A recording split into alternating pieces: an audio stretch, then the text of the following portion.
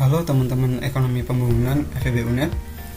Kita dari HMJIE FEB UNED, bidang keilmuan, khususnya dari Departemen Akademik, akan memberikan sedikit tutorial mengenai pemodelan fungsi permintaan, penawaran, dan keseimbangan pasar menggunakan GeoGebra klasik. Nah, tutor kali ini tuh dikembangkan dari artikel jurnal karya Bakri dan juga Resa tahun 2022 yang berjudul Pemanfaatan Aplikasi GeoGebra dalam Menentukan Fungsi Permintaan, Fungsi Penawaran, dan Keseimbangan Pasar. Nah, apa sih yang perlu dipahami sebelum menggunakan GeoGebra? Nah, alangkah baiknya kalian harus memahami yang pertama adalah teori dasar dari model ekonomi tersebut. Nah, karena di sini kita mencontohkan permintaan dan juga penawaran, jadi kalian harus memahami hukum permintaan dan juga penawaran. Yang kedua adalah keseimbangan pasar. Yang ketiga adalah model matematika ekonomi permintaan dan juga penawaran.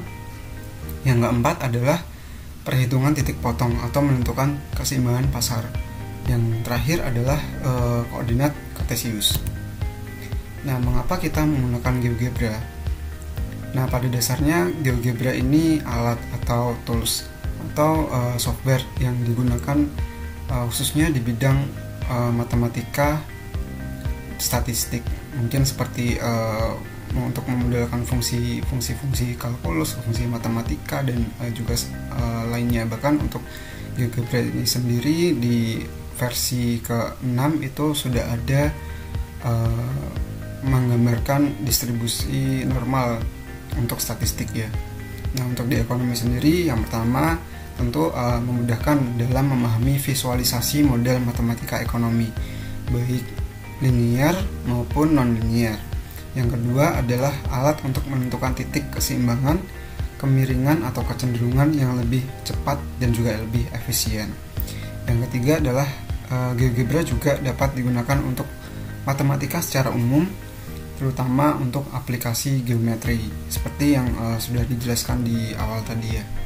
Nah, untuk memperoleh aplikasi GeoGebra ini sendiri, kalian bisa search di Google kalian masing-masing di situs geogebra.org. Bisa lewat websitenya sendiri, atau kalian bisa mendownload softwarenya di website tersebut. Bisa dipilih GeoGebra Classic 6 atau Classic 5. Mungkin disesuaikan dengan versi laptop kalian ya. Nah, selanjutnya adalah memahami konsep dasar hukum permintaan dan juga penawaran. Yang pertama adalah hukum permintaan, di mana jika harga barang atau jasa turun, maka jumlah permintaan akan naik. Ini juga berlaku sebaliknya, jika harga barang atau jasa naik, maka jumlah permintaan akan turun, sehingga hubungan antara harga dan juga kuantitas barang yang diminta itu saling berseberangan atau saling bertolak belakang. Sementara hukum penawaran itu sebaliknya, jika harga barang atau jasa naik, maka jumlah penawaran akan naik. Ini berbanding lurus ya. Ini juga berlaku sebaliknya. Misalnya ketika harga barang atau jasa turun, maka tentu jumlah penawaran akan turun juga. Nah, keduanya punya persamaan, yaitu asumsi ceteris paribus, di mana hal-hal lain di luar harga dan juga kuantitas itu diabaikan atau dianggap konstan atau tidak ada artinya. Jadi kita hanya menganggap adanya hubungan antara harga dan juga kuantitas. Nah, selanjutnya adalah model matematika dari fungsi dari permintaan dan juga penawaran. Nah, berdasarkan dari definisi tadi bahwa adanya hubungan fungsional antara kuantitas dan juga harga, maka kita bisa menuliskan bahwa permintaan ataupun penawaran adalah Q sama dengan fungsi dari harga, di mana Q itu dipengaruhi sama harga kalau dari fungsi ini. Nah, untuk permintaan, karena tadi berbanding terbalik, maka modelnya akan seperti ini. di mana Q D sama dengan A dikurangi BP. Kalau penawaran, karena berbanding lurus, maka rumusnya adalah QS sama dengan A plus BP. Kalau berbanding terbalik, tandanya minus, yang sini plus, yang sini minus. Sementara kalau berbanding lurus, yang sini plus, yang sini juga plus. Nah, di mana A adalah konstanta. Pada saat harga 0, permintaan atau penawaran mungkin ada senilai bisa positif atau bisa negatif. Tapi pada kasus-kasus tertentu mungkin untuk penawaran sendiri rasanya tidak mungkin ya. Pada harga 0 produsen akan menawarkan barang. Mungkin ada, tapi akan sangat jarang. Nah, yang B adalah koefisien atau kecenderungan, atau kita juga bilang itu gradien atau kemiringan, atau berapa rasio perubahan harga terhadap perubahan kuantitas. Maksudnya apa?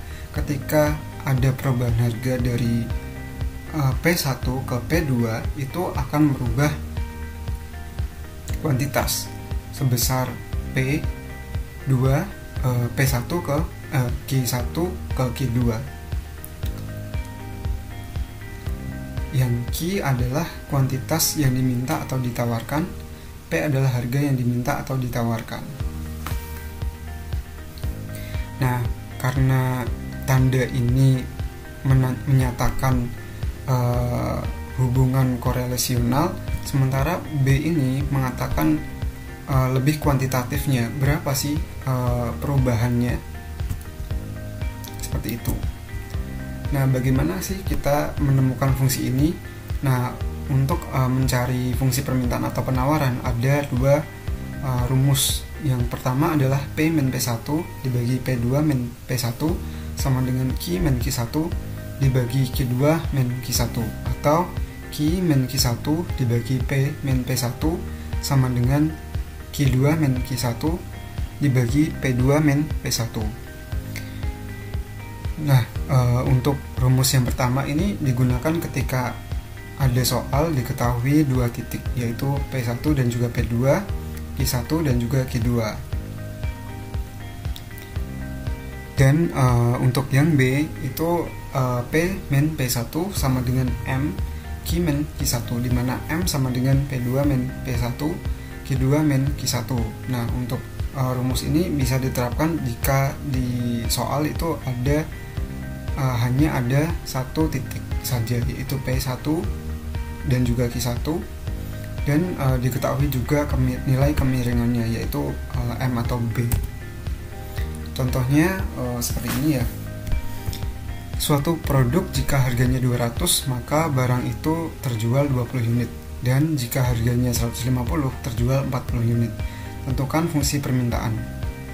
Nah, di soal ini diketahui adanya dua titik, yaitu P1 sama dengan 200, P2 sama dengan 150, Q1 sama dengan 20, dan Q2 sama dengan 40. Nah, kita bisa pakai rumus yang pertama tadi, yaitu Q min Q1 sama dibagi P min P1 sama dengan Q2 min Q1 dibagi P2 min P1. Nah, setelah dihitung sedemikian rupa, nanti hasilnya sama dengan ini ya, Q sama dengan min 0,4 P plus 40. Lalu gimana sih caranya membuat grafik menggunakan fungsi ini di GeoGebra? Nah, ingat ya teman-teman, kalau di GeoGebra sendiri itu nggak ada yang namanya sumbu P dan juga sumbu Q, adanya sumbu X dan juga sumbu Y. Jadi sehingga kita harus memikirkan bagaimana caranya merubah sumbu horizontal X sama dengan sumbu kuantitas Q, dan sumbu vertikal Y itu sama dengan sumbu harga atau P. Jadi dari sini kita harus merubah ke koordinat kartesius X, Y. Nah, seperti yang tadi dibilang ya, rumus fungsi ini yaitu Q sama dengan 0,4 P plus 40 itu harus diubah ke bentuk X, Y, sehingga jadinya kayak gini. Kalau Q berarti diubah jadi X, Kalau P diubah jadi Y, sehingga fungsinya akan menjadi X sama dengan min 0,4 Y plus 40. Nah, fungsi ini kemudian diketik di kolom input. Nah, bentuk tampilan dari GeoGebra seperti ini. Di sini ada beberapa tool yang bisa digunakan untuk membantu kita dalam memahami garis atau model dari fungsi matematika itu sendiri. Jadi tadi fungsinya adalah X sama dengan 0,4 Y plus 10. Tandanya minus 0,4 Y plus 10.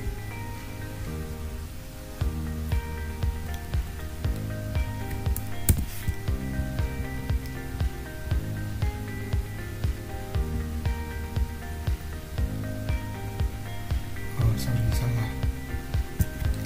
Plus 40.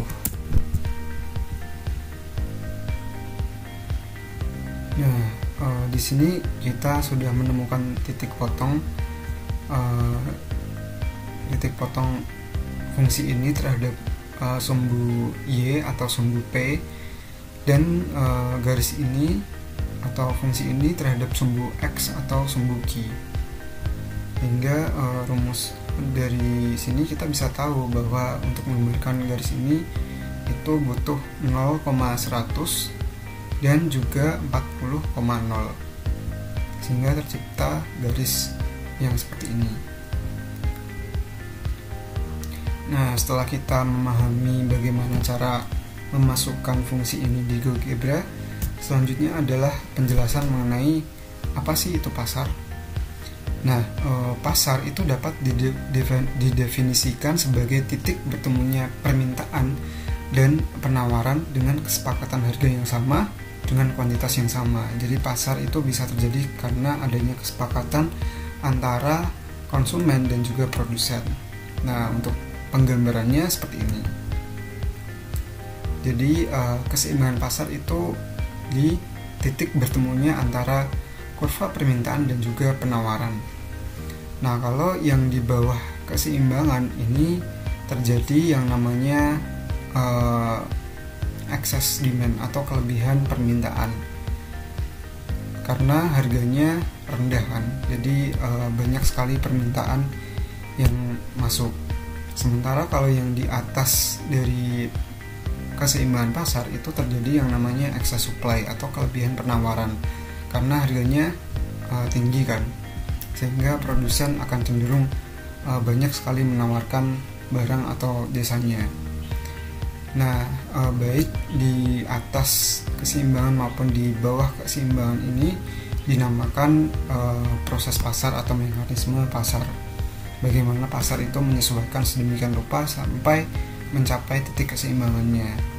Jadi kalau yang kurva yang berada di bawah keseimbangan itu akan cenderung menuju ke arah atas. Sementara kalau yang di atas keseimbangan itu akan cenderung menuju ke arah bawah, sehingga bertemu di titik tengah seperti ini. Nah, berdasarkan definisi pasar, kita tadi sudah menjelaskan bahwa pasar adalah titik bertemunya kurva permintaan dengan kurva penawaran atau titik potong keduanya di titik ini. Ini namanya titik potong. Nah, titik potong itu bisa terjadi jika kedua garis itu tidak sejajar, sehingga pada suatu ketika dia akan cenderung bertemu. Sehingga untuk menemukan ini, untuk menemukan titik potong itu kita harus menyamakan antara fungsi dari kuantitas demand dengan fungsi kuantitas supply, sehingga menjadi KD sama dengan QS atau A min BP sama dengan A plus BP. Untuk contohnya seperti ini. Nah, disediakan pada soal itu ada fungsi permintaan dan juga fungsi penawaran.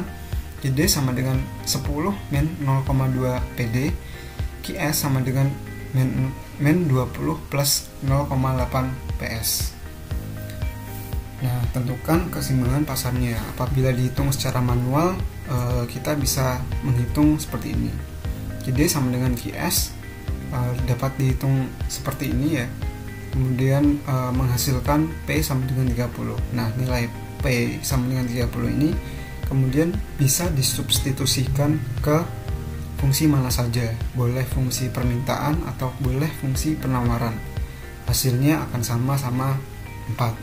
Sehingga melalui cara manual ini kita bisa menemukan fungsi keseimbangan pasar itu pada harga 30 dengan jumlah barang 4. Nah, bagaimana sih cara menemukan titik keseimbangan menggunakan GeoGebra? Sama seperti tadi, kita harus mengubah persamaan yang tadi itu ke dalam bentuk koordinat kartesius x, y. Oke, ini kita ubah dulu ya. Tadi fungsinya adalah 10, x sama dengan 10 min 0,2 y. Ingat ya, kalau kuantitas itu diubah ke x, sementara kalau yang harga itu diubah menjadi y. X sama dengan negatif 20 plus 0,8 y. Nah, garis ini sudah terbentuk menjadi seperti ini.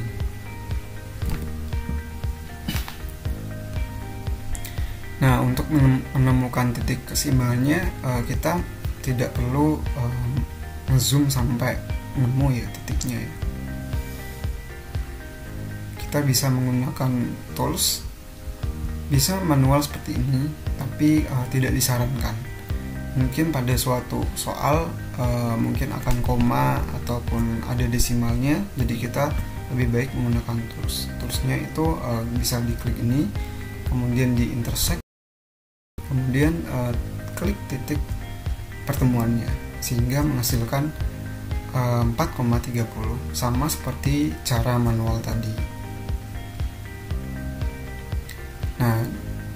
Nah, selain untuk memodelkan fungsi permintaan atau penawaran berdasarkan fungsi linear, kalian juga bisa mencoba-coba untuk fungsi kuadratnya atau fungsi mungkin fungsi pangkat tiganya dan seterusnya.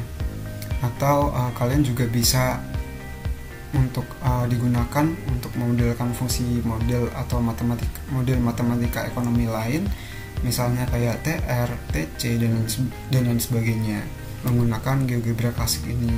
Jadi selain kalian berlatih secara manual, kalian juga harus bisa memvisualisasikan dengan cara yang lebih mudah menggunakan GeoGebra klasik. Nah, demikian tutor kali ini, semoga bermanfaat. Thank you.